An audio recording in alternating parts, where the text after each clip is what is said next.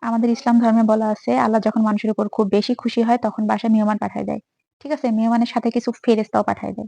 তো ফেরেশতাগুলো এসে করে কি সোফার উপরে হাত পা তুলে বসে। বসে যে সোফার সাথে একটা কাঁচের টেবিল থাকে না?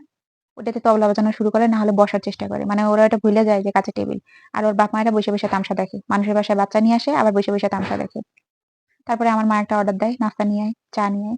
যেই চাটা নিয়ে আসি, চা দেখা মাত্র, "আমিও চা খাবো।" No, no, উফ! no, no, no, no, no. এখন ওই চাটা মানে কোথায় ভাগ করব, কি করব না করব এগুলো করে দেওয়া লাগে। তারপর মিষ্টি পাইলে এরকম করে মাখা করে খায়। বিস্কিট পাইলে এরকম করে ভাইঙ্গা খায়। তারপর এরকম করে থাকতে ও রুমের মধ্যে খোঁজাখুঁজি করে। খোঁজাখুঁজি করার পর দেখবে কোথায় একটা ফুল ঝুলে আছে। আমি ওইটা নিবো।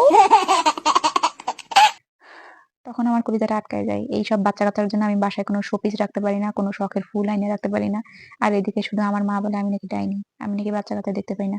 কেমনে দেখতে পাবো বলো? আমি আমার প্রাইভেটের টাকা বাঁচাই এরকম শোপিস কিনতাম, ফুল কিনতাম। কারণ এগুলো আমার শখ ছিল। আমাকে কেউ গিফট করেনি। তো ওই শখের জিনিসের উপরে হাত দেওয়া মানে আমার কলিজায় হাত দেওয়া। বলতে গেলে বাচ্চারা হচ্ছে ফেরেশতার রূপ হয়। কিন্তু আমার বাসায় কেন জানি ভাই শুধু শয়তানি আসে। বাচ্চার রূপে খালি শয়তানি আসে। আজ পর্যন্ত ফেরেশতা পাইলাম না।